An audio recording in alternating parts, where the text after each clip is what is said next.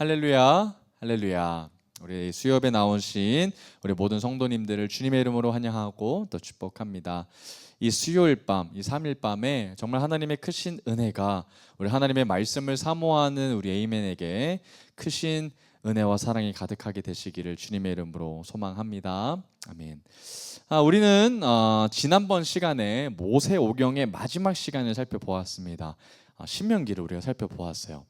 근데 지난번 시간이 우리 추석 명절 주간 때문에 2주 만에 돌아왔죠. 그래서 그 기간이 이제 조금 긴 터라 아마 지난 내용이 많이 낯설게 느껴질지도 모르겠습니다. 그래서 우리 함께 복습하면서 지난주 우리에게 하나님께서 어떤 이야기로 주셨는지 살펴보고 오늘의 말씀을 같이 나누어 보도록 하겠습니다. 먼저 지난주는 신명기에 대한 내용을 다루었어요. 근데 신명기를 제가 다루면서 제목을 뭐라고 제가 전달했냐면 만나학교 졸업이라는 제목으로 여러분들에게 말씀을 살펴보았습니다. 지난주는 특별히 이제 가나안 땅의 초입, 이제 그러니까 요단강을 건너기 직전에 하나님께서 세우신 모세라는 선지자를 통해서 이제 온 이스라엘 백성들에게 출애굽으로 인도하게끔 했고, 그리고 이제 진짜 요단강을 딱 앞두고 이제 건너면 가나안 땅이 되는 그 직전 앞에 이제 모세는 가나안 땅에 들어갈 수 없는 상황에 이르게 됐죠. 그래서 나머지 자기를 제외한 많은 이스라엘 백성들이 이제 가나안 땅에 앞으로 들어가게 되니까 그 사람들을 두고서 자신의 마지막 그 남은 시간들을 설교를 통해서 또 양육을 통해서 이스라엘 백성들을 끝까지 교육하고 양육하는 모습들을 우리가 신명기를 통해서 살펴보았습니다. 정말 하나님께서 이스라엘 백성들을 사랑하고 아끼는 그 마음을 아마도 모세는 같이 느꼈던 것 같아요. 그래서 하나님의 백성들이다 보니까 모세는 끝까지 그 백성들이 하나님을 배신하지 않도록 하나님을 끝까지 사랑하고 따를 것을 강력하게 촉구하는 모습을 우리는 곳곳에서 살펴본 적이 있습니다. 특별히 그 이스라엘 백성들에 대한 성격을 제가 잘 규정해 줬는데요. 이들은 특별히 구별됐었던 사람들이었습니다. 어떻게 구별됐을까요? 출애굽 세대와는 구별되어졌어요. 그래서 그 사람들을 우리가 어떻게 불렀습니까? 만나 세대라고 제가 불렀습니다. 왜냐하면 그들은 태어났을 때부터 광야에서 태어났고, 그리고 그들은 태어났을 때부터 만나와 메추라기를 먹고 태어났기 때문에 그들은 만나 세대다라고 제가 규정했습니다. 왜 이런 호칭을 썼냐면 그 앞전의 세대인 출애굽 세대와 구별하기 위함이라는 거예요. 그러니까 만나 세대는 그 다음 세대가 되는 것이지요. 그러니까 이제 이 아이들은, 이 만나 세대들은 태어났을 때부터 만나와 메추라기를 먹으며 홍해를 건너본 적은 없지만 부모에게 또 모세에게 그런 이야기들을 전수받고 교육받았던 아이들이라는 거예요. 그러니까 그 모세의 지도하에 신앙 교육을 잘 받았던 세대가 바로 이 만나 세대였다는 겁니다. 신명기 특별히 그 6장에서 우리가 살펴보면 쉐마라고 하는 부분이 나왔어요. 바로 6장 4절에서 6절 정도까지 해당되는 부분인데요. 쉐마의 핵심 내용은 무엇이었습니까? 하나님 사랑이었습니다. 우리 신명기 6장에서 한번 내용을 한번 살펴보길 원합니다. 신명기 6장 4절에서 5절을 살펴보면 이런 말씀이 나와요. 이스라엘아 들으라, 우리 하나님 여호와는 오직 유일한 여호와이시니 너는 마음을 다하고 뜻을 다하고 힘을 다하여 내 하나님 여호와를 뭐해라? 사랑하라. 쉐마의 말씀은 너무나도 분명했죠. 하나님 여호와를 뭐해라? 사랑하라는 거예요. 그냥 사랑하라가 아니고 마음과 뜻을 다하고 힘을 다해서 최선을 다해서 하나님을 사랑하기로 해야 한다라는 것이었어요. 그 후 모세는 계속해서 이스라엘 백성들에게, 만나 세대들에게 율법에 대해서 강론합니다. 역사 교육도 하고 또 그들에게 율법도 제대로 알려주길 원합니다. 왜 그들에게 율법을 한 번 더 언급했을까요? 모세는 정확하게 알았던 겁니다. 하나님의 뜻이 이 이스라엘 백성들로 하여금 하나님 나라 문화를 만들고 싶으셨던 거예요. 하나님 나라, 제사장 나라 시스템으로 돌아가는 백성들의 문화를 하나님이 만들어 놓으셨다는 거예요. 그 장치가 바로 율법이었던 것이죠. 그래서 모세는 이제 자신이 살 날이 얼마 남지 않았다는 것을 이제 깨닫고 나서 이제 후계자로 정해진 여호수아에게 자신의 권한을 이제 물려주기 시작합니다. 이양하게 돼요. 그리고 여호수아를 이제 격려하기 시작합니다. 특별히 모세는 이제 노래로서 자신의 인생을 돌아보며 하나님이 내 인생 가운데 이스라엘 백성들 가운데 얼마나 크신 은혜가 있으셨는지를 좀 돌아보는 내용이 그 이제 하반부 쪽에 좀 나오는 것 같습니다. 그리고 그 노래는 시편 90편에 또 잘 나와 있으니까 같이 좀 읽어보면 좀 좋을 것 같습니다. 이제 그리고 나서 이제 오늘 여호수아가 이제 이어지게 되는 거예요.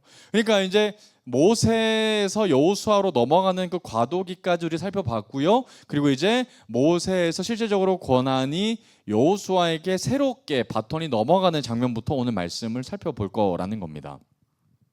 이제 여호수아는 하나님의 말씀을 따라서 이제 모세의 뒤를 따라서 이스라엘 백성들을 하나님이 그들에게 주신 땅 어디? 가나안 땅으로 이끌고 가게 될 것입니다. 이제 새로운 지도자가 세워진 것이죠. 그러면 여호수아를 우리가 한번 나눠보면 좋을 것 같습니다. 여호수아는 크게 두 부분으로 좀 내용을 나눌 수 있을 것 같아요. 첫 번째 부분은 어디 부분이냐면요, 여호수아 1장부터 12장까지에 해당되는 내용입니다. 이게 여호수아에서 첫 번째 해당되는 파트입니다. 여기는 어떤 내용이 주로 나오냐면 이제 여호수아와 이스라엘 백성이 하나님께서 이끌어 주신 땅, 그 가나안 땅에서 전쟁하는 이야기가 담겨져 있는 이야기가 바로 이 챕터, 첫 번째 챕터에 해당되는 이야기입니다.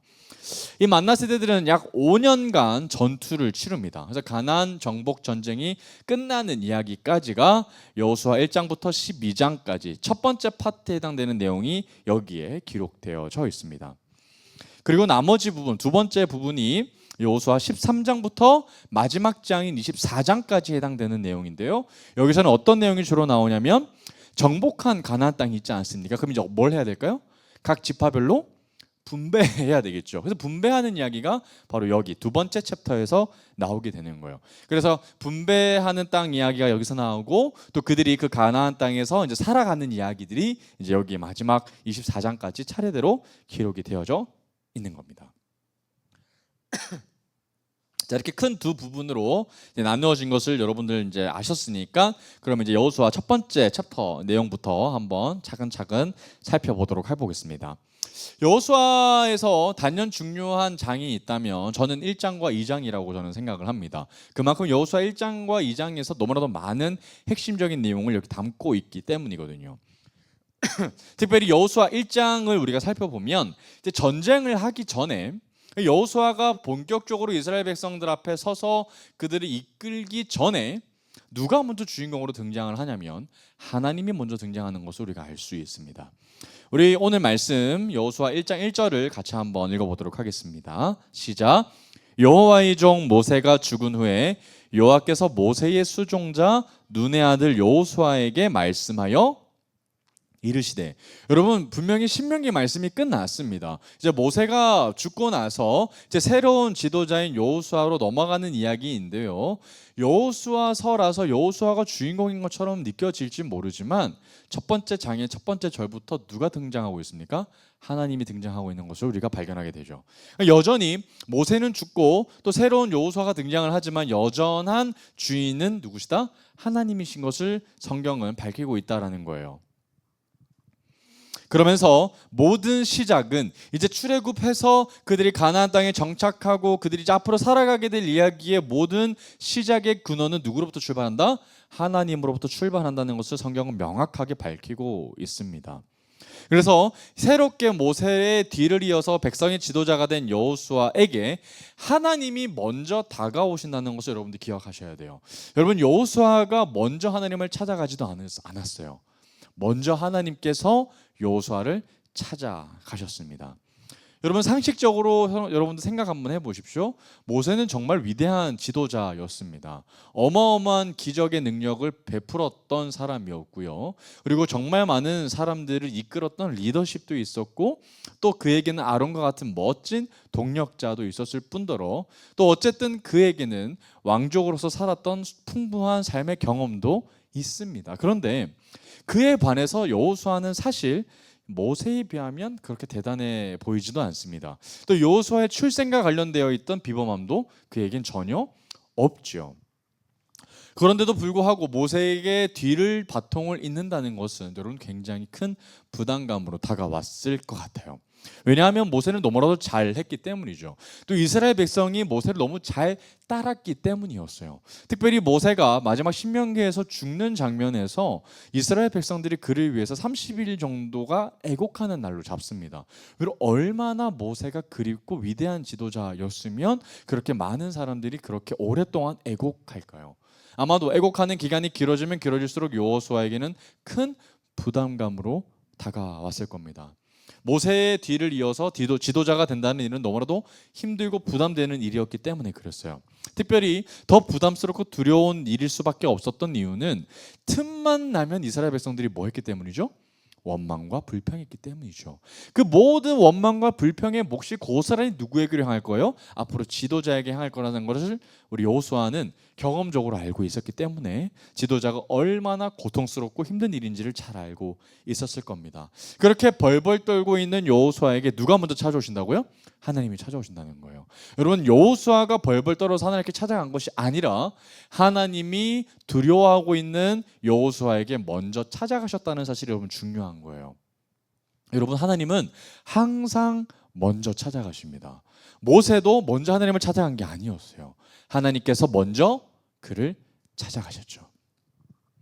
그러면서 하나님은 여호수아를 찾아오신 이유에 대해서 말씀하십니다. 첫 번째, 여호수아에게 뭘 주셨냐면 말씀을 주셨어요. 그리고 두 번째로는 하나님이 여호수아와 함께 해주시겠다고 약속해 주십니다. 이 두 가지를 주시면서 여호수아가 앞으로 모세의 뒤를 잇는 후계자로서 전혀 부족함이 없도록 하나님이 채우시는 장면이 이제 여호수아 1장에서 잘 나오고 있습니다. 여러분, 가장 중요한 부분이 어떤 부분이냐면 모세와 함께 해주셨던 하나님이 과연 새로운 지도자로 부상되어진 여호수아에게도 동일하게 그 은혜가 유지될 것인가? 이게 여러분 이스라엘 백성들에게 가장 중요한 논제이거든요. 한번 5절 말씀을 한번 같이 읽어보도록 하겠습니다. 여호수아 1장 5절 같이 읽어봅니다. 시작. 내 평생에 너를 능히 대적할 자가 없으리니 내가 모세와 함께 있었던 것 같이 너와 함께 있을 것임이니라. 내가 너를 떠나지 아니하며 버리지 아니하리니. 여러분, 여호수아에게 어쩌면 가장 근원적인 공허와 두려움은 무엇이었습니까? 모세와 함께 하셨던 그 하나님이 과연 나와도 함께 할 것인가? 이게 가장 중요한 포인트란 말이에요. 그런데 하나님이 정확하게 그 포인트를 집어주시죠. 어떻게 하십니까? 5절에 보면 내가 모세와 함께 있었던 것처럼 이렇게 하시죠. 모세와 함께 있었던 것처럼 누구와도 함께 한다? 너와도 함께 할 거야. 그러니 뭐해라? 걱정하지 마. 이 소리를 주님이 하고 계시는 거죠. 하나님께서. 그러면 모세와 더불어 여호수아도 할 수 있게 될 겁니다. 왜죠? 하나님이 함께 하시기 때문이죠. 모세가 대단하지 않았다는 것은 우리 여러분 끊임없이 보지 않았습니까? 하나님이 함께 하시면 여호수아도 모세와 마찬가지로 할 수 있게 될 겁니다. 그렇게 할 수 있게 될 거죠. 그리고 하나님은 여호수아에게 또 한 가지 사실을 분명히 알려주시는데 그게 뭐냐면 모세를 통해서 전해진 그 율법을 잘 지키라라는 하나님의 말씀을 주십니다. 그러니까 하나님께서 이 모세 선지자를 통해서 주어진 하나님 나라 백성의 문화, 그리고 하나님 사랑, 쉐마, 여러 가지 그 율법들에 대해서 잘 기억하고 지켜야 한다라는 것들을 여호수아에게 한 번 더 언급하신다는 거예요. 그러면서 동시에 모세와 함께 했던 것처럼 너와도 함께 할 것이야 라는 이야기를 동시에 전달하고 계신다는 거죠. 그리고 나서 하나님은 한 번 더 강하게 여호수아를 격려하시는 장면이 나와요. 그 장면이 어디서 나오냐면 9절에서 나옵니다. 여호수아 1장 9절에서 보면 이런 말씀이 나옵니다. 내가 내게 명령한 것이 아니냐. 강하고 담대하라. 두려워하지 말며 놀라지 말라. 네가 어디로 가든지 내 하나님 여호와가 너와 함께 하느니라 하시니라. 함께 한다는 사실이 가장 중요한 거죠. 여러분, 여호수아가 강하고 담대할 수 있는 이유가 어디에 있는 거예요? 여호수아가 두려워하지 않고 놀라지 않을 수 있는 이유는 명확하게 하나님이 그와 함께 하시기 때문에 가능한 거죠. 아멘이십니까? 여러분, 상황은 여호수아가 눈앞에 펼쳐진 그 상황은 여전히 변하지 않죠. 여전히 두렵고 여전히 커 보입니다. 그러나 하나님이 함께 하신다고 하면 그 상황은 조금도 문제가 되지 않는 것이죠. 그 사실을 여러분들 믿으시기를 바랍니다. 그리고 나서 여호수아 1장 12절에서 13절에서 하나님이 이런 말씀을 이제 해주시는 장면이 나와요.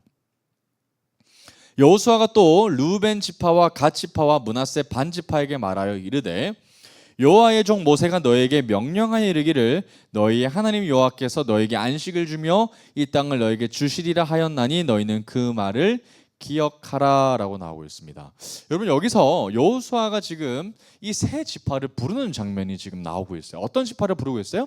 르우벤 지파, 갓 지파, 그다음에 므낫세 반 지파입니다. 이렇게 세 지파를 얘기하고 있습니다. 여기서 므낫세 반 지파는 진짜 므낫세의 딱 반에 해당되는 지파입니다. 요단 동편으로 배치받은 므낫세의 2분의 1 반 지파에 해당되는 지파를 얘기하고 있어요. 그러니까 지금 여호수아는 이제 전쟁을 치르기 전에 지금 군대를 소집하기 전에 세 지파를 먼저 소집하고 있는 장면을 볼 수가 있습니다.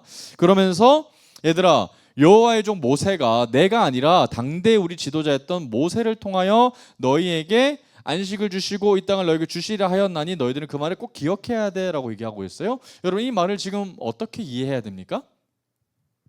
왜 세 지파를 부르셨어요? 모세 여호수아가? 우리 신명기 말씀 봤잖아요. 우리 민수기 말씀도 다 봤잖아요. 그 앞에서 어떤 이야기가 나왔죠? 모세오경을 통해서? 여러분 세 지파가 요단 동편에 대한 정령을 하고 난 뒤에 세 지파가 누굴 찾아갔어요? 민수기의 끝부분을 보면 모세를 찾아가는 장면이 나와요. 그래서 그 민수기 끝부분에 보면 모세에게 이 세 지파가 다가와서 어떻게 요구합니까? 모세요, 지금 우리는 여기 남겠다라고 얘기한단 말이에요. 처음에는 모세가 굉장히 분노했었죠. 그러나 가만히 얘기를 들어보니까 어떻게 얘기를 합니까? 그게 아니라 우리의 처자식과 가축들만 요단 동편에 놔두고 그리고 우리 장정들만 전쟁에 참여하겠습니다. 요단 서편으로 가서 아직 정복되지 않은 나라들을 우리가 정복해 나가겠습니다. 대신 그렇게 하는 조건으로 뭐 하겠대요? 우리가 전방에 서겠다라는 이야기를, 선봉에 서겠다는 이야기를 하지 않았습니까? 딱 그 말하고 있는 거죠. 여호수아가 그 세 지파를 불러서 너희들 그 말했던 거 기억하지? 그럼 이제 앞으로 어떻게 하라는 거예요? 전쟁할 때마다 어디에 서라? 선봉에 서라 라고 얘기하고 있다는 거예요. 그 혜택을 받았으니까 너희들 그렇게 너희들의 약속대로 해야 된다라는 것들을 여호수아를 통해서 전하고 있는 거죠. 그러면 그 세 지파의 반응이 어떠한지 한번 봅시다. 근데 세 지파의 반응이 참 멋있습니다. 16절에서 18절까지 한번 보겠습니다. 제가 한번 읽어볼게요. 그들이 여호수아에게 대답하여 이르되 당신이 우리에게 명령하신 것은 우리가 다 행할 것이요 당신이 우리를 보내시는 곳에는 우리가 가리이다. 우리는 범사의 모세에게 순종한 것 같이 당신에게 순종하려니와 오직 당신의 하나님 여호와께서 모세와 함께 계셨던 것 같이 당신과 함께 계시기를 원하나이다. 누구든지 당신의 명령을 거역하며 당신의 말씀을 순종하지 아니하는 자는 죽임을 당하리니 오직 강하고 담대하소서. 여러분 멋지지 않습니까? 이 세 지파, 르우벤과 갓 지파와 므낫세 반 지파가 그들이 했던 약속대로 반응하고 있다라는 거예요. 여러분 그들은 약속을 기억했고 그 약속에 신실하게 반응했을 뿐만 아니라 오히려 이제 새롭게 세워질 정말 새로워진 그 리더십이 별로 없는 여호수아에게 향해서 격려해주고 그에게 충성을 다짐하고 있는 세 지파의 모습은 정말이지 감동스러운 모습입니다. 여러분 어떻게 이 세 지파가 좀 새로운 모습으로 나타나게 됐을까요? 우리는 이렇게 정말 변화된 모습을 통해서 어떤 사실을 깨달아야 하냐면 모세를 통해서 민수기와 또 신명기를 통해서 모세가 또 그 출애굽 세대가 그 다음 세대에게 신앙 전수를 잘 했다는 것으로 우리가 결론 내릴 수 있는 이야기인 거죠. 특별히 만나 세대는 열매입니다. 이들이 어떻게 그들의 약속을 지키고 또 어떻게 그 약속을 신실하게 행하는지는 우리가 여호수아를 통해서 조금 더 자세히 살펴보도록 하겠습니다. 어찌됐든 정말 그들은 잘 교육받았다는 티가 나죠. 정말 만나 학교를 잘 이수했다는 것이 느껴집니다. 그러면 이제 여러분 서론이 끝납니다. 이제 여호수아가 전쟁을 준비할 이야기들을 잘 이제 마무리하고 있습니다. 그러면서 이제 어떤 성을 처음으로 만나냐면 첫 번째 성인 여리고 성을 이제 처음으로 만나게 돼요. 여러분 여기는 정말 이 가나안 땅에서 정말 위대한 성 중에 하나였습니다. 정말 무너지지 않을 것 같았던 견고했던 성이 바로 여리고 성인데요. 첫 번째부터 어려운 난코스를 이제 경험하게 되는 겁니다. 근데 여러분 여호수아가 처음으로 이 여리고 성 앞에 당도했을 때 얼마나 긴장했을까요? 아마도 이스라엘 백성들은 전략을 짜주기로 바랐을지도 모르겠습니다. 하나님께서 특별히 여호수아를 통해서 어떤 말씀을 하실지, 또 어떻게 우리가 전쟁을 준비해야 될지를 여호수아만 바라보면서 아마 기다리고 있었을 거예요. 그러면서 여호수아는 하나님의 말씀도 기다리지만 어떻게 하냐면 본격적으로 전쟁을 준비하기 전에 정탐을 보냅니다. 여러분, 여호수아 하면 정탐이죠. 여러분, 여호수아는 아마도 여리고성을 보면서 어떤 것을 생각했을까요? 가데스 바네아 사건을 떠올렸을 거예요. 여러분, 가나안을 정탐할 때 모세가 각 지파별로 선출해서 보냈던 거 기억하시죠? 그때 그 12명의 정탐꾼 중에 2명이 누구였어요? 여호수아와 갈렙이었단 말이에요. 그러니까 여호수아는 본능적으로 여리고성을 바라보면서 정탐꾼을 보내야 되겠다는 생각, 또 가데스 바네아에서 있었던 일들을 떠올렸을 겁니다. 그러면 여러분, 여호수아가 이때 정탐꾼을 몇 명을 보낼까요? 2명 보냅니다. 왜 2명 보냈을까요? 맞아요. 모세는 12명을 보냈어요. 근데 10명은 그릇된 정보를 보냈죠. 사실은 객관적인 상황을 보고 했지만 믿음의 눈으로 보고 하지는 않았단 말이에요. 여호수아 갈렙이 생각했을 때는 12명까지 필요 있다 없다? 없다. 몇 명만 필요하다? 2명인데 그 2명이 어떤 사람이에요? 믿음의 눈인 거죠.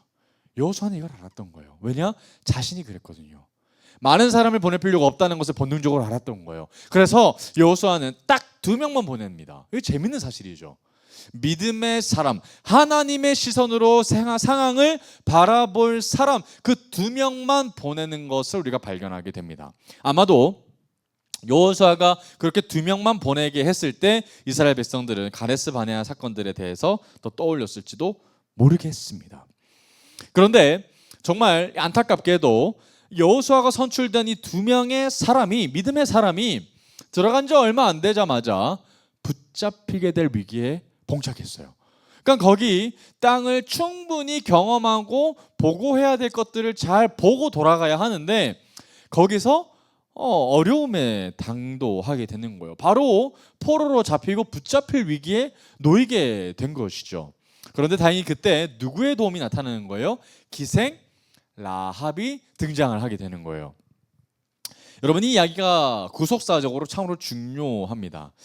기생 라합은 2 정탐꾼을 두고서 이제 목숨을 걸고 하나님 쪽에 서게 되는 선택을 하게 되거든요. 분명히 그는 이방 여인이었습니다. 그리고 자신은 지금 자신의 한마디면 2 정탐꾼이 목숨을 잃을 위기에 놓이게 된단 말이죠. 그러나 그 상황 가운데 라합은 하나님의 편의 선택을 하게 되는 놀라운 일이 이곳 가운데, 이 순간 가운데 일어나게 되는데요. 그때 했던 그녀의 고백을 우리가 한번 살펴보도록 하겠습니다. 우리 여호수아 2장 9절에서 11절까지 말씀입니다. 우리 같이 한번 읽어보겠습니다. 시작. 말하되 여호와께서 이 땅을 너에게 주신 줄을 내가 아노라. 우리가 너희를 심히 두려워하고 이 땅 주민들이 다 너희 앞에서 간담이 농나니 이는 너희가 애굽에서 나올 때에 여호와께서 너희 앞에서 홍해물을 마르게 하신 일과 너희가 요단 저쪽에 있는 아모리 사람의 2왕 시혼과 옥에게 행한 일, 곧 그들을 전멸시킨 일을 우리가 들었음이니라. 우리가 듣자 곧 마음이 녹았고 너희로 말미암아 사람이 정신을 잃었나니 너희의 하나님 여호와는 위로는 하늘에서도 아래로는 땅에서도 하나님이시니라. 여러분, 이게 기생 라합의 고백이죠.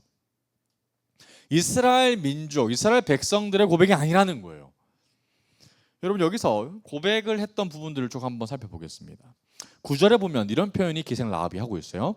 말하되 여호와께서 이 땅을 너에게 주신 줄 내가 안다. 여러분, 이 말이 굉장히 강력합니다. 왜냐하면 이것은 누구에게 한 약속이죠? 아브라함에게 한 약속이죠. 히브리 민족에게 주신 하나님의 언약이죠. 그런데 그 언약을 누가 알고 있는 거예요? 라합이 알고 있는 거죠. 하나님께서 가나안 땅을 이미 그들에게 주실 것이라는 그 하나님의 약속을 누가 알고 있는 거예요? 가나안 땅에 살고 있는 거류민이 이미 알고 있다는 거죠. 놀라운 이야기죠. 그러니까 가나안 사람들은 그 소문들을 전해 듣고 언젠가는 가나안 땅을 하나님이 가져가셔서 그들에게 주실 것이라는 것을 그들은 알고 있었다, 몰랐다? 알았다라는 이야기가 되는 거죠. 그래서 그 가나안 땅에 살고 있는 거류민들이 어떻게 반응 나오는 거예요? 이 땅의 주민들이 다 너희 앞에서 뭐가 녹았다? 간담이 녹았다는 거예요. 얼마나 무서웠겠습니까? 근데 여러분, 무서워할 수 있었다라는 것이 굉장히 주목할 점이죠. 이들은 이방 땅에 사는 사람들이에요. 그런데 하나님에 대한 이야기를 그들은 뭐 한 거예요? 믿고 있었다는 거예요. 더 놀라운 이야기가 있습니다. 10절 한번 볼까요? 이는 너희가 애굽에서 나올 때에 여호와께서 너희 앞에서 홍해 물을 마르게 하신 일. 여러분, 여기다가 한번 메모를 해면 좋겠어요. 40년 전의 일입니다. 여러분, 이게 대단한 일이거든요. 여러분, 40년 전의 일을 지금 누가 기억하고 있는 거예요? 이방 여인이 기억하고 있는 거예요. 가나안 사람들이 알고 있는 거예요. 여러분, 홍해는 심지어 만나 세대도 경험하지 못한 일이에요. 만나 세대도 경험하지 못했던, 들었던 이야기를 지금 가나안에서 살고 있는 사람들이 알고 있다는 거예요. 그들도 못 본 것은 매한 가지입니다. 그리고 그들은 소문을 들은 것이 다예요. 그런데 그들은 그 이야기를 철떡같이 믿고 있죠. 심지어 40년 전의 일을 듣고서 하나님을 두려워하고 있다는 거죠. 놀라운 일입니다, 여러분. 그리고 심지어 모세 때 아모리 사람의 두 왕 시온과 오 왕을 전멸시킨 일도 우리가 들었다. 하나님이 너와 함께 하신다, 하나님이 히브리 민족과 함께 하신다는 사실을 그들이 직간접적으로 느꼈던 겁니다. 그러니까 두려웠던 거죠. 그래서 그 사실을 듣자, 그 소문을 듣자 뭐 어떤 마음이 들었다는 거예요? 간담이 녹았다, 마음이 녹았다. 그리고 히브리 민족으로 말미암아 사람이 정신을 잃었다는 표현을 쓰고 있어요. 정말 두려웠다라는 거죠. 그래서 너희 하나님 여호와는 어떤 표현하는 거예요? 위로는 하늘에서도 하나님이시고 아래로는 땅에서도 하나님이시다라는 거죠. 그러니까 상천하지의 하나님이라는 고백이 여기서 나오는 거예요. 위로는 하늘에서도 아래로는 땅에서도 하나님이시다. 그러니까 하나님이라고 위에 있는 하나님만이 아니라는 거예요. 하나님이시라고 해서 이 땅의 모든 일들에 대해서 능력이 없으시고 또 관심이 없으신 하나님이 아니라, 하나님은 하늘도 통치하실 뿐만 아니라 이 땅도 통치하시는 상천하지 하나님이시다라는 고백이 지금 누구의 입에서 나온 거라고요? 기생 라합, 가나안 여인을 통해서 나온 고백이라는 거예요. 놀라운 이야기죠. 기생 라합의 고백은 마치 그분은 우주 만물을 다스리는, 영원 전부터 존재하시는 그분은 야훼라는 고백과도 동일한 고백입니다. 얼마나 놀라운 이야기입니까? 그러면서 이제 기생 라합은 이 사실을 전하면서 이제 곧 가나안 땅이 정말 하나님의 말씀대로, 언약대로 당신의 땅이 될 것이오니 자신을 기억해달라는 요청을 합니다. 그러나 정말 여러분, 객관적으로 살펴보면 여전히 그들은 목숨을 잃어버릴 상황 가운데 정탐꾼이 놓여 있죠. 그런데도 불구하고 기생 라합은 이런 이야기를 하고 있다라는 거예요. 기생 라합은 믿음으로 지금 상황을 보고 있는 겁니다. 하나님의 시선으로 지금 보고 있는 것이죠. 그러면서 라합이 어떤 요청을 하냐면 그들에게 이렇게 요청을 한다는 겁니다. 우리가 당신들이 이 땅을 쳐들어올 때 우리의 집안을 구원해달라는 요청을 합니다. 그랬더니 정탐꾼이 어떻게 표현하냐면 그 자리에서 승낙을 하고요, 창문에 당신의 가족들을 알아보기 위해서 붉은 줄을 창문에 매달아 놓으라는 요청을 합니다. 그래서 라합은 그들의 요청대로 붉은 줄을 창문에 매달아 놓게 되고 자신의 가족들을 그 집으로 다 모아 놓습니다. 후에 이스라엘 군대가 쳐들어왔을 때 그 집을 패스오버하기 위함이죠. 붉은 줄을 통해서 패스오버, 심판 가운데 있어서 면하게 되는 것. 뭐 때문에? 붉은 줄 하나 때문에. 패스오버, 유월절과도 똑같은 개념이 여기 나오는 거죠. 그래서 기생 라합은 명확하게 구속사, 십자가 예수 그리스도의 보혈의 피를 상징하고 있는 예표된 사건이라고 얘기합니다. 자, 그렇게 두 정탐꾼들은 포로로 잡힐 위기에 놓여져 있었지만 하나님의 은혜 가운데 정탐을 잘 마치고 이제 돌아와서 그들은 어떻게 보고하겠어요? 여호수아와 갈렙이 보고했던 것 같이 믿음의 보고를 합니다. 여호수아 2장 24절을 우리가 살펴보도록 하겠습니다. 시작. 또 여호수아에게 이르되 진실로 여호와께서 그 온 땅을 우리 손에 주셨으므로 그 땅의 모든 주민이 우리 앞에서 간담이 녹더이다 하더라. 아멘. 그 온 땅을 누구에게 줬다? 이미 우리에게 주셨다라고 얘기하고 있는 거죠. 이미 우리 거다. 이미 하나님께서 우리에게 다 주셨다라고 얘기한다는 거예요. 정말 큰 믿음의 고백 아닙니까? 그리고 나서 여호수아 3장에서 보면 이제 또 하나의 어려움이 찾아옵니다. 그게 뭐냐면 요단강입니다. 요단강. 와우, 여러분, 요단강이 참 얼마나 어려웠겠습니까? 그들은 홍해를 건너 본 적은 없지만 그들의 부모 세대가 건너 보았던 경험은 있죠. 여전히 그들은 요단강 앞에서도 두려움을 느꼈던 것은 매 한 가지였을 겁니다. 이제 어떻게 하지? 이제 우린 요단강 앞에서 어떻게 해야 나가야 하지? 저번처럼 우리가 모세 선지자의 지팡이처럼 누군가가 해야 우리가 건너갈 수 있는 것일까? 라고 생각하지 않았겠습니까? 또 여호수아도 요단강을 앞에 두고 얼마나 많은 긴장과 또 떨림으로 또 앞에 서 있었겠습니까? 그래서 이제 만나 세대들은 하나님 앞에서 이 요단강 앞에서 어떻게 해야 되는지 고민하면서 하나님의 응답을 기다리기 시작했을 겁니다. 결국은 요단강을 잘 건너게 되죠. 근데 여러분, 홍해 사건과 홍해 도강 사건과 요단강 도강 사건에서는 조금 다른 점이 특별하게 구분되는 점이 좀 있습니다. 자, 어떤 점이 좀 다르냐면요, 가장 명확한 차이점은요, 자, 홍해는 모세가 지팡이를 번쩍 앞에 내밀었을 때 바람이 불어서 홍해가 갈라졌죠. 그래서 그들이 실제적으로 걷게 된 시점은 이미 마른 땅이었을 때였어요. 그러니까 마른 땅일 때 그들은 걷기 시작했다는 점이죠. 그런데 요단강은 그렇지 않았다는 거예요. 여러분, 이때 이 계절적 시기로 보면은 이때는 요단강이 가장 물이 많을 때예요. 그때 요단강을 건너게 되는 건데, 이때는 제사장들이 가장 선두에 서면서 출발을 합니다. 언약궤를 맨 제사장들이 가장 앞에 출두를 하여서 이스라엘 백성들이 요단강을 건너는데요, 그때도 이미 요단강에는 마른 땅이 아니었어요. 강을 건너야 했었던 겁니다. 그러니까 믿음의 발걸음을 건너게 됐었던 거예요. 그러니까 여러분, 어쩌면 홍해를 건너섰던 그 부모 세대들보다 이 만나 세대, 다음 세대가 훨씬 더 믿음의 분량이 뭐하다?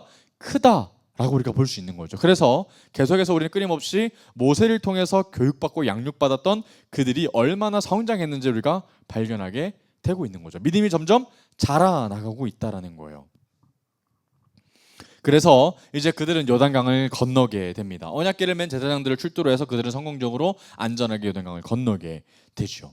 그리고 건너고 난 뒤에는 이제 표징을 삼습니다. 어떻게 삼냐면 길갈에서 12개의 돌을 지파별로 가지고 와서 돌로 세워서 대대로 기억해야 할 언약의 표징이라고 또 하나의 길을 돌을 만들어 세워 놓습니다. 그래서 후대까지 이스라엘 백성들이 이곳에서 요단강을 건넜구나를 기억할 수 있게끔 말이죠.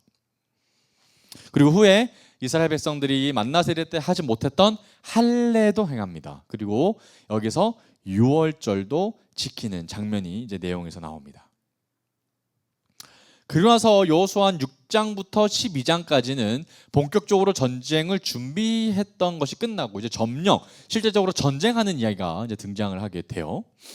약 5년간 치루어졌다고 제가 얘기를 드렸어요. 5년 정도의 시간 동안 전쟁을 했을 텐데요, 쉬지 않고 5년 동안 전쟁을 치루었으니까 그들이 얼마나 피곤하고 지쳤겠습니까? 그러나 그들은 전혀 곤비하지 않고 피곤하지 않았습니다. 어떻게 이게 가능했을까요? 그들은 여러분 5년 동안에 정말 많은 전쟁을 치르면서 다 이기면서도 그들이 지치지 않고 패배하지 않을 수 있었던 이유는 하나님께서 그들과 뭐 하셨기 때문에? 함께 하셨기 때문이죠. 여러분, 먼저 첫 번째 점령했던 성 여리고성을 한번 기억해 보십시오. 여리고성을 점령했을 때 그 단단하고 견고했던 성은 어떻게 점령을 합니까? 먼저 제사장 7명이 7개의 나팔을 불고서 7일 동안 앞장서서 행렬을 막 돕니다. 그래서 소리로 계속해서 여리고성을 돌죠. 그리고 마지막 날 7번째 돌면서 소리를 외치니까 어떻게 됩니까? 여리고성이 무너지게 되는 거죠. 그러니까 칼과 창으로 나가는 전쟁이 아니라 정말 하나님 앞에 들었던 그 말씀대로 나가니 전쟁을 이기게 되는 거죠. 그러나 그것은 현실적으로나 사실적으로는 굉장히 무모하고 비이성적인, 비과학적인 방법입니다. 무식한 방법이죠, 사실은. 그러나 그렇게 했음에도 불구하고 전쟁을 이기는 것을 그들은 경험하면서 이들은 이것을 깨달았을 거예요. 전쟁은 사람에 속한 것이 아니고 누구에게 속했다? 하나님께 속했다라는 고백을 할 수 있다는 거죠. 전쟁은 사람에게 속한 것이 아니라 하나님 여호와께 속하여 있다라는 것을 철저히 경험했을 겁니다. 그리고 이들은 경험했었어야 했죠. 그들은 인간의 계략이나 어떤 싸움의 전략으로 잘 싸울 필요가 아니었습니다. 중요한 것이 아니었어요. 그들은 계속해서 끊임없이 하나님께서 우리에게 말씀하시는 대로, 하나님께서 원하시는 대로 싸웠어야 했던 것입니다. 그러면서 이제 여호수아와 그 다음 세대인 만나 세대들은 5년 정도의 시간 동안에 무려 31명의 왕을 처단하는 장면이 나와요. 여러분, 얼마나 많은 전쟁을 했겠어요? 여러분, 모세가 점령한 두 왕과 여호수아가 점령한 31명의 왕의 명단이 어디서 나오냐면 여호수아 12장에 언급이 되어져 있어요. 그래서 여호수아 12장을 보면은 쭉 명단이 나옵니다. 그것이 다 이 이스라엘 민족이 다 점령했던 땅이고 왕국이라는 거예요. 얼마나 대단한 일입니까? 5년간의 수많은 땅과 왕을 처단했다는 이야기는 대단한 일인 거죠. 그들이 지치지도 않고 또 전령을 다시 가다듬지 않고도 이 일들이 가능할 수 있었던 것은 전적으로 하나님께서 이들과 함께 하셨기 때문이죠. 아멘이십니까? 이제 두 번째 파트로 넘어가 보겠습니다. 그러면 이제 여호수아 13장부터 19장까지는 전쟁을 이제 끝내고 어떤 이야기가 나온다 그래야 됐죠? 가나안 땅을 지파별로 분배하는 이야기가 제가 나와야 된다고 얘기했어요. 그러면서 특별히 이때 누가 등장을 하냐면 꼭 적으십시오, 여러분. 갈렙이 뜬금없이 등장합니다. 여러분, 이스라엘 백성들이 점령한 땅에 대해서 이제 분배해야 되는데요. 그들이 했던 분배 방식이 있습니다. 그 분배 방식은 하나님께서 알려주시는데 그 방식이 뭐냐면 제비뽑기예요. 제비를 뽑아서 하나님께서 그 알려주신 땅과 점령한 땅을 이제 제비를 뽑아 배분하는데요. 이렇게 한 이유는 사람의 권력이나 힘에 따라서 차등적으로 선택하게끔 하시는 것이 아니라 오직 하나님께서 선택하실 수 있도록 그 선택권을 내어드리는데 의미가 있다는 거죠. 근데 이때 한 사람만이 이 제비 뽑기 방식에 있어서 예외가 됩니다. 이 제비 뽑기 방식을 통해서 땅을 분배받아야 되는데 제외되는 한 사람이 있는데 그 사람이 누구냐면 바로 갈렙입니다. 여러분, 왜 갈렙이 이 제비 뽑기에서 제외가 됐을까요? 이 갈렙이라는 사람이 여호수아와 함께 가데스 바네아에서 정탐했던 사람 아닙니까? 똑같이 여호수아와 함께 믿음으로 그 땅을 바라봤던 사람이었어요. 자, 그때 하나님께서 가데스 바네아에서 믿음으로 반응을 보인 갈렙에게 하나님께서 특권을 주시는데 어떤 특권이냐면 바로 이때의 특권입니다. 땅을 분배받을 때 우선권을 주시겠다라고 하셨던 이야기가 바로 이때의 이야기예요.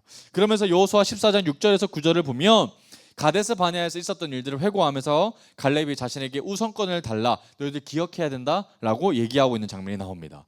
한번 제가 읽어보겠습니다. 그때에 유다 자손이 길갈에 있는 여호수아에게 나오고 그니스 사람 여분네의 아들 갈렙이 여호수아에게 말하되 여호와께서 가데스 바네아에서 나와 당신에게 대하여 하나님의 사람 모세에게 이르신 일을 당신이 아시는 바라.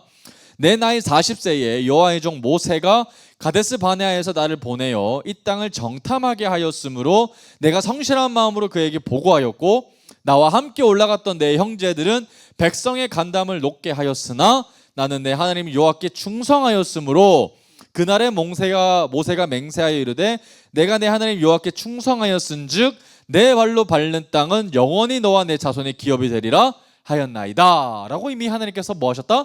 축복하셨다. 이 땅을 내게 주셨다라고 고백하고 있다라는 거예요. 그래서 여러분, 이제 갈렙은 다른 지파보다 우선하여서 가장 먼저 땅을 분배받게 될 겁니다. 이제 요구하게 될 거예요. 그럼 여러분, 그 다음 이야기를 읽기 전에 여러분, 그러면 갈렙이 어떤 땅을 요구할까요? 여러분, 첫 번째 땅은 어떤 땅이냐면 가장 이성적인 것은 정복한 땅 중에서 골라야 합니다. 그죠? 여러분, 정복한 땅 중에서 골라야 해요. 앞으로 정복할 땅을 고르는 것은 아주 미련한 짓이죠. 그리고 두 번째는 쉬운 땅을 선택해야 합니다. 거기에 가장 좋은 땅, 가장 내가 첫 번째 선택했을 때 이득이 있는 땅을 선택해야 하죠.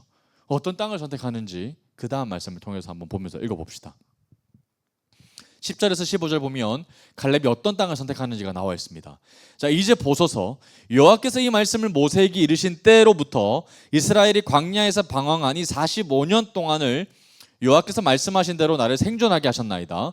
오늘 내가 오세로되 모세가 나를 보내던 날과 같이 오늘도 내가 여전히 강건하니 내 힘이 그때나 지금이나 같아서 싸움에나 출입에 감당할 수 있으니 그날의 여호와께서 말씀하신 이 산지를 지금 내게 주소서. 당신도 그날에 들으셨거니와 그곳에는 아낙 사람이 있고 그 성읍들도 크고 견고할지라도 여호와께서 나와 함께 하시면 내가 여호와께서 말씀하신 대로 그들을 쫓아내리이다 하니 여호수아가 여분네 아들 갈렙을 위하여 축복하고 헤브론을 그에게 주어 기업을 삼게 하며 헤브론이 그니스 사람 여분네 아들 갈렙의 기업이 되어 오늘까지 이르렀으니 이는 그가 이스라엘의 하나님 여호와를 온전히 쫓았습니다. 헤브론의 옛 이름 기럇 아르바는 아낙 사람 가운데서 가장 큰 사람이었더라. 그리고 그 땅의 전쟁이 그쳤더라. 여러분 어떤 땅을 요구하고 있어요? 헤브론 땅입니다. 그런데 헤브론 땅에 누가 살고 있대요? 아낙 자손이 살고 있대요. 그런데 아낙 사람 가운데서 가장 큰 사람이 헤브론의 옛 이름 기럇 아르바라는 지역이죠.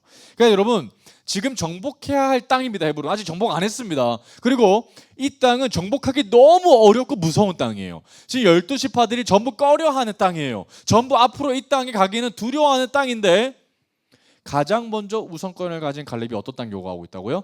가장 취하기 어려운 땅, 하나님이 나와 함께 하시지 않으면 안 되는 땅, 하나님을 온전히 쫓아야만, 하나님을 맹목적으로 의지해야만 정치하는 땅, 쟁취할 수 있는 땅을 하나님께 달라고 요구하고 있죠. 그 사람이 바로 갈렙입니다. 여러분 11절 말씀은 여러분 우리에게 너무나도 큰 도전이 됩니다. 이 산지를 지금 내게 주소서. 당신도 그날에 들으셨거니와 그곳에는 아낙 사람이 있고 그 성읍들은 크고 견고할지라도 여호와께서 나와 함께 하시면 내가 여호와께서 말씀하신 대로 그들을 쫓아내리이다. 뭐 하시면? 하나님이 나와 함께 하시면. 내가 지금 모세의 나이처럼 85세가 되어졌지만 80세가 되어졌지만 이제 하나님이 나와 함께 하시면 그런 나는 노인인데도 불구하고 뭐 할 수 있다? 갈 수 있다. 그 땅을 쟁취할 수 있다. 하나님이 나와 함께 하신다라고 했는데 마지막 하나님께서 그를 평가했을 때 그가 어떤 사람으로 나오고 있습니까? 그는 하나님 여호와를 온전히 쫓았다. 14절에 나오죠. 그가 이스라엘 하나님 여호와를 온전히 쫓았다. 저는 여러분 이 표현을 맹목적이라는 단어를 씁니다. 정말 하나님을 맹목적으로 의지하지 않으면요 여러분 이런 일들이 일어나지 않아요. 애매하게 믿을 때, 타협하면서 믿을 때, 이성적으로 믿을 때는요 여러분 이런 이산지를 주는 일들이 일어나지 않습니다. 정말 여러분 이성을 뛰어넘고 상식을 벗어나고 여러분 나의 모든 것을 하나님 앞에 아낌없이 던질 때, 그리고 하나님을 온전히 쫓아가고 하나님 앞에 모든 것을 믿고 맡길 때, 그래서 세상은 우리를 향해서 조롱하고 미쳤다라고 평가를 받을 때 하나님은 우리를 기억하시고 하나님은 우리에게 이 산지를 옮길 만한 능력을 우리에게 주신다는 거죠. 왜요? 그런 사람 하나님이 기뻐 사용하시기 때문인 줄 믿습니다. 그런 사람을 지금도 하나님이 찾고 계신다는 거예요. 우리도 나중에 하나님 앞에 이런 평가를 받아야 되지 않겠습니까? 그는 하나님 여호와를 온전히 쫓았던 사람이라. 여기저기 의지하지 않고 하나님만을 바라보며 하나님의 손만 붙잡았던 사람이다 라고 평가를 들어야 되지 않겠습니까? 그렇게 평가받았던 사람이 바로 여호수아와 함께했던 갈렙이라는 거예요. 하나님이 함께 하시면 목숨 거니까 이런 일들이 일어나는 거죠. 하나님이 나와 함께 하시지 않느냐가 가장 중요한 인생의 변곡점이라는 거예요. 여러분 갈렙이면 충분히 노년의 인생 가운데 그저 그렇게 살아가도 아무도 욕할 사람 없습니다. 그러나 갈렙은 80세가 되는 노인에도 불구하고 끊임없이 하나님만 붙잡고 싶었던 거죠. 끊임없이 내가 할 수 있었던 어떤 능력을 의지하는 것이 아니라 끊임없이 내 능력은 바닥에 내려놓고 하나님 여호와만 의지하고 싶었던 마음이 그의 노년 인생 가운데 여전했다는 거예요. 얼마나 놀랍습니까 여러분. 청년의 때만이 아니라 내가 가진 것이 많아지는 중년의 때에도, 노년의 때에도 변함없이 내가 가진 것을 과감하게 내려놓고 하나님만 의지하고 싶었던 그 갈렙의 마음은 우리에게 너무나도 큰 울림을 주고 있다는 거예요. 하나님을 맹목적으로 믿는 사람은 하나님이 반드시 책임지십니다. 아멘. 망하지 않습니다. 여러분 반드시 하나님께서 여러분들을 기억하십니다. 어떤 자를? 하나님을 온전히 쫓아가는 자를. 아멘. 그들의 지도자였던 여호수아 역시 이 이야기를 듣고요 얼마나 기뻤겠습니까? 갈렙의 자기의 그 동력자, 자기의 친구가 먼저 그렇게 우선권을 그렇게 사용하니 12지파 앞에서 얼마나 여호수아가 기뻤겠어요. 그럼 여러분 여호수아는 어떤 땅을 받을까요? 여호수아는 지도자입니다. 충분히 자기의 권력을 사용해서 지파별로 배분 받기 전에 자기가 먼저 쟁취할 수 있어요. 갈렙은 그렇게 해도 자기는 그렇게 하지 않고 좋은 땅을 배분 받을 수 있죠. 그러나 어떻게 하는지 봅시다. 여호수아는 어떻게 하는지 봅시다. 한번 볼게요. 여호수아 19장 49절에서 51절 한번 보겠습니다. 여호수아 19장 49절에서 51절 제가 읽어보겠습니다. 이스라엘 자손이 그들의 경계를 따라서 기업의 땅 나누기를 마치고 자기들 중에서 눈의 아들 여호수아에게 기업을 주었으니 곧 여호와의 명령대로 여호수아가 요구한 성읍 에브라임 산지 딥낫 세라를 주매 여호수아가 그 성읍을 건설하고 거기 거주하였더라. 제사장 엘르아살과 눈의 아들 여호수아와 이스라엘 자손의 지파의 족장들이 실로에 있는 회막문 여호와 앞에서 제비 뽑아 나눈 기업이 이러하니라. 이에 땅을 나눈 일을 마쳤더라. 여러분 여호수아 언제 가져가요? 제일 마지막에 가져가요. 와우. 여러분 땅 나누기를 마치고 여호수아의 배분의 땅이 넘어가는 거죠. 여호수아도 멋지고 갈렙도 멋지지 않습니까? 정말 믿음의 사람은요, 여러분 이렇게 다르게 삽니다. 정말 하나님 앞에 멋지게 살아요. 정말 여러분 작은 것에 연연하지 않고 작은 것에 목숨 걸지 않고 상황 가운데 목숨 걸지 않습니다. 정말 하나님이 나와 함께 하시냐 하시지 않냐에 목숨 걸지 하나님의 기름 부음에 목숨 걸지 다른 것에 그렇게 연연하지 않는 것을 믿음의 사람, 정말 하나님이 사용하시는 사람 앞에서는 우리가 발견할 수 없는 일이죠. 여러분 너무 놀라운 일입니다. 모세와 여호수아와 갈렙이 했던 것처럼 작은 것에 목숨 걸지 말고 이 땅의 것에 목숨 걸지 말고 정말 하늘의 것, 하나님이 나와 함께 하시냐 하시지 않느냐에 목숨 거는 저와 여러분들이 되기를 주님의 이름으로 축복합니다. 아멘. 그리고 여러분 이제 끝으로 갑니다. 여호수아 20장에서 22장을 살펴보면 이제 땅 분배에서 제외된 레위 지파에 대한 이야기가 좀 나와요. 여러분 레위 지파는 특별한 지파입니다. 왜냐하면 레위 지파는 땅 분배 때 분배를 받지 못합니다. 대신 어떻게 받냐면 그들은 그 레위 사람들이 거주할 성읍을 전국적으로 요단 동편과 서편에 고르게 분포되어 있어요. 이게 48개의 성읍을 그들의 기업으로 물려받습니다. 또 목초지도 부여받게 되는데요. 그렇다면 여러분 왜 그들은 땅을 받지 못하고 거주할 성읍과 또 목초지만 배분받게 되는 걸까요? 그들이 다른 지파와 달리 땅을 받지 못하는 이유는요, 레위인들은 자기 땅에서 자기들끼리만 모여있으면 안 됐기 때문에 그래요. 전국에 흩어져서 48개의 성읍에 나누어져서 흩어져서 했어요. 왜 그랬죠? 레위인들은 하나님 앞에 구별되어져서 그들은 각 지역에서 많은 사람들을 하나님의 말씀으로 가르쳐야 했기 때문에 그랬어요.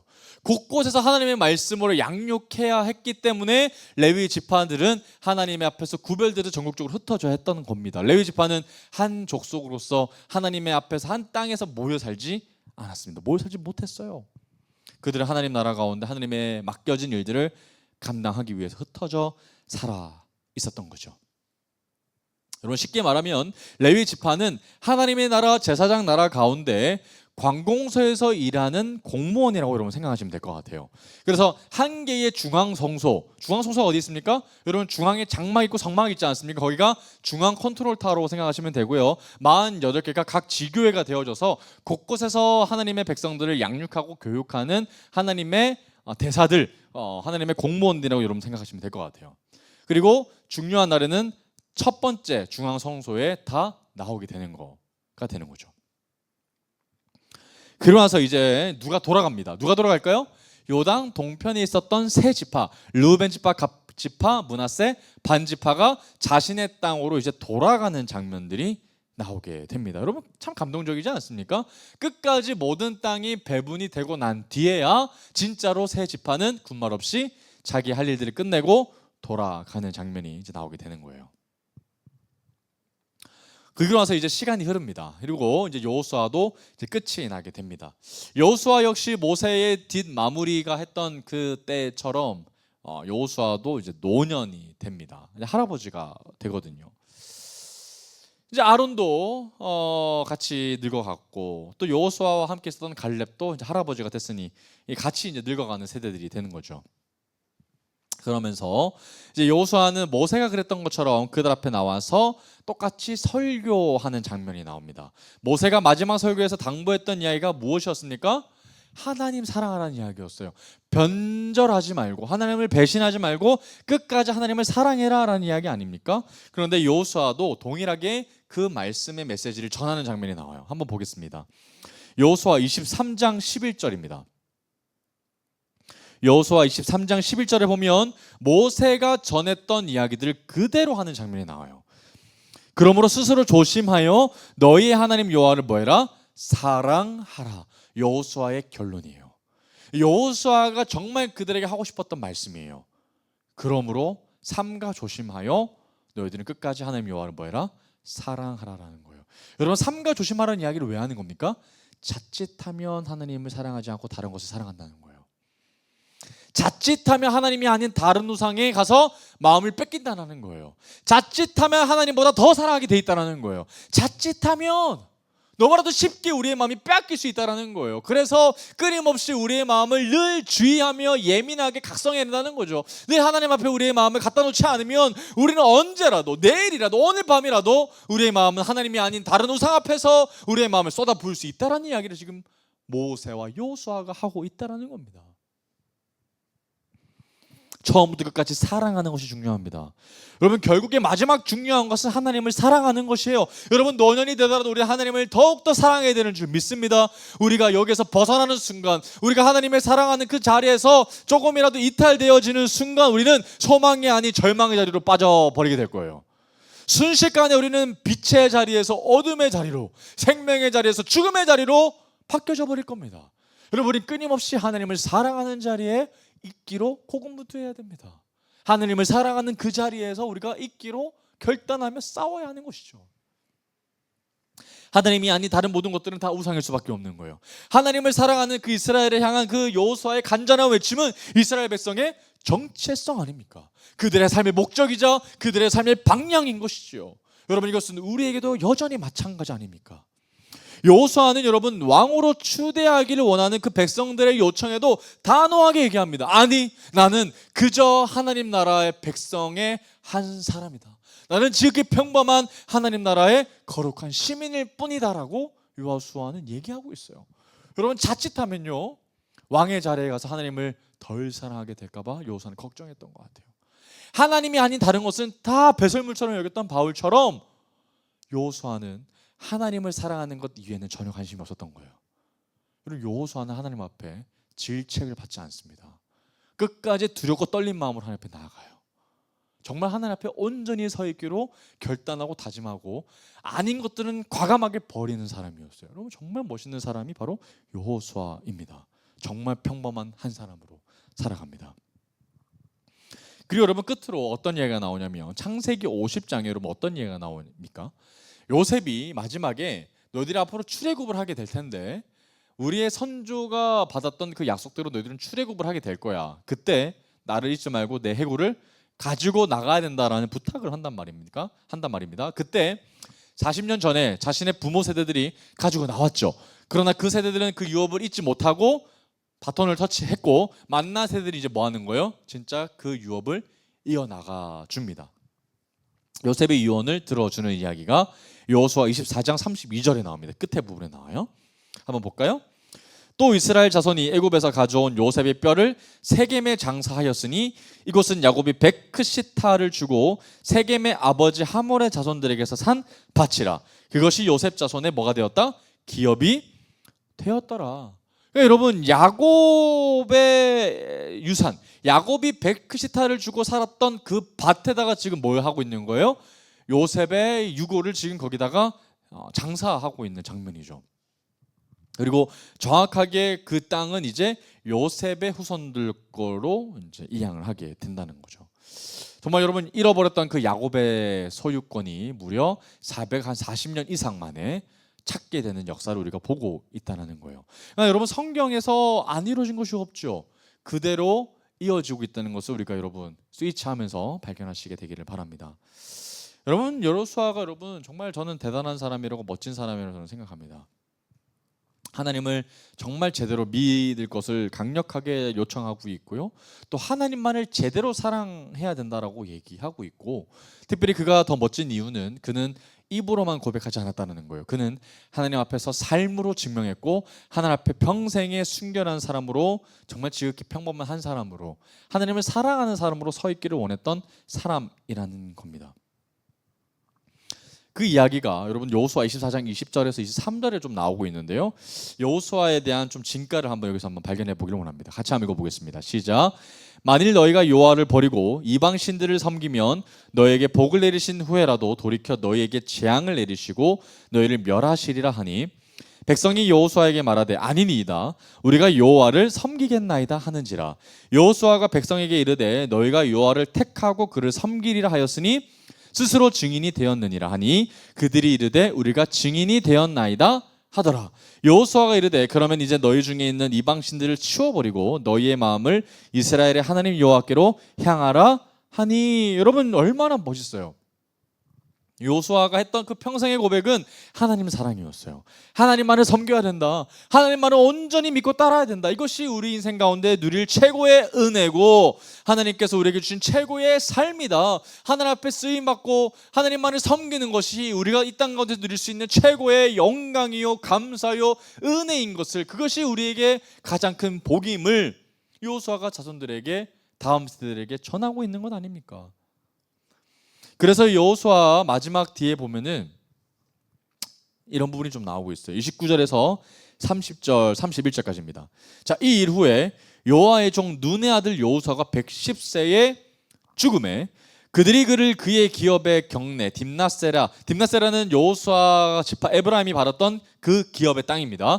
딥나세라에 장사하였으니 딥나세라는 에브라임 산지 가아사 산 북쪽이었더라. 31절에 이스라엘이 여호수아가 사는 날 동안과 여호수아 뒤에 생존한 장로들, 그들과 협력했던 동력자들입니다. 곧 여호와께서 이스라엘을 위하여 행하신 모든 일을 아는 자들이 사는 날 동안 여호와를 섬겼더라라고 이야기를 맺습니다. 근데 여러분 31절에 저는 그런데라는 단어를 끼워놓고 싶어요. 그런데 왜 그렇죠? 여호수아가 몇 살에 죽어요? 110세에 죽습니다. 그리고 모세도 죽고 여호수아도 죽고 이제 갈렙도 죽고, 누구도 죽어요? 그들과 함께했던 동력자들, 장로들도 다 죽습니다. 그러면 완벽하게 만나 세대들이 뭐 한 거예요? 죽은 거예요. 그러니까 만나 세대들이 아니라 또 그 만나 세대의 다음 세대가 일어난 거죠. 그런데 31절에 보면 어떤 문장이 나와요? 모든 일을 아는 자들. 그러니까 이때까지 만나 세대와 함께 하셨던 하나님의 놀라운 역사의 이야기들을 아는 자들이죠. 그 아는 자들이 사는 날 동안에는 뭐 했다는 거예요? 여호와를 섬겼다는 거예요. 그러면 그 뒤에는 섬기지 않았던 거예요. 여러분 다음 세대를 잘 양육 못했어요.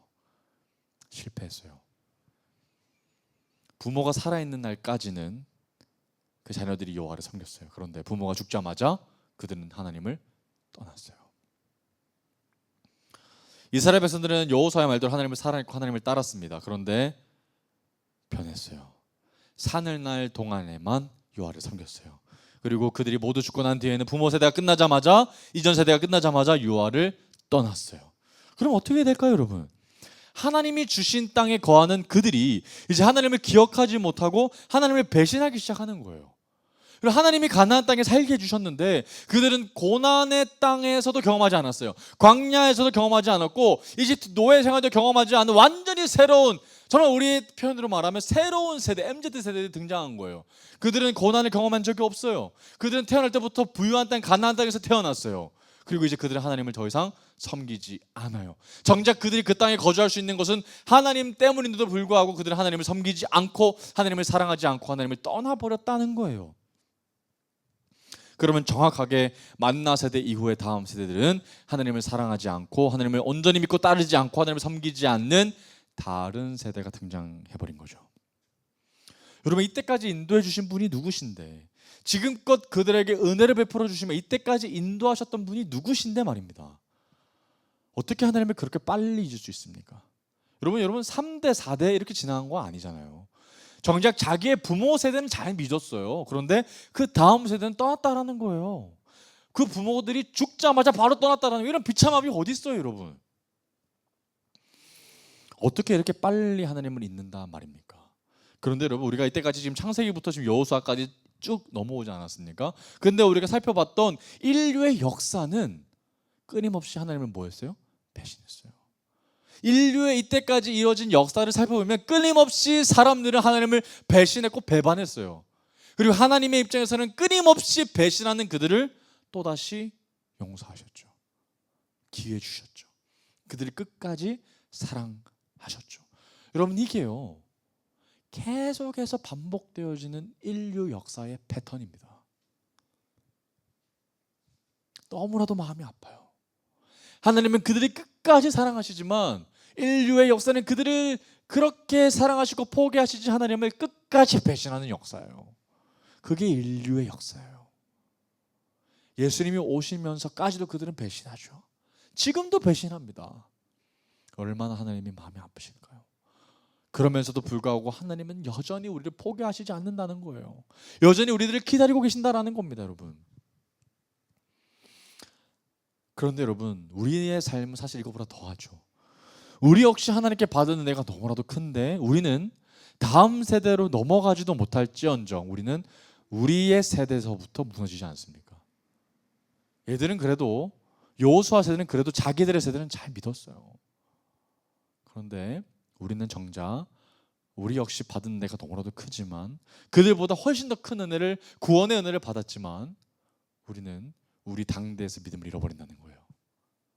여러분, 그러면 안 되죠.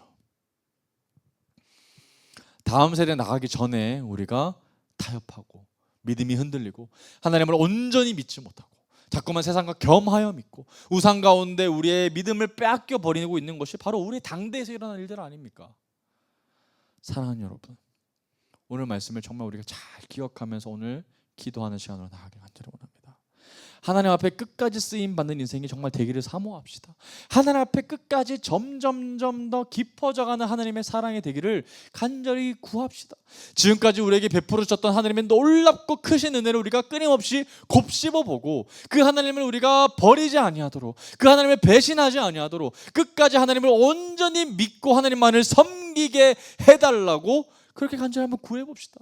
여호수아처럼 다른 거 바라지 말고 하나님을 통하여 부당한 이득, 그런 이득을 우리가 간절히 원하는 것보다 정말 하나님 앞에서 하나님만을 간절히 원했던 여호수아처럼 살아가게 되기를 주님의 이름으로 간절히 축복합니다. 정말 믿음의 사람으로 하나님이 나와 함께 하시면 그것은 끝이다. 더 내가 나이가 들수록 하나님만을 의지하겠다. 하나님이 내 삶의 주인이시다. 하나님만을 온전히 섬기겠다. 하나님 앞에 하나님의 영광 올려드리는 삶을 내가 끝까지 살아가겠다라고 다짐하며 오늘 시간 우리의 고백을 하나님께 드리는 오늘 이 밤이 되기를 간절히 소망합시다. 아멘.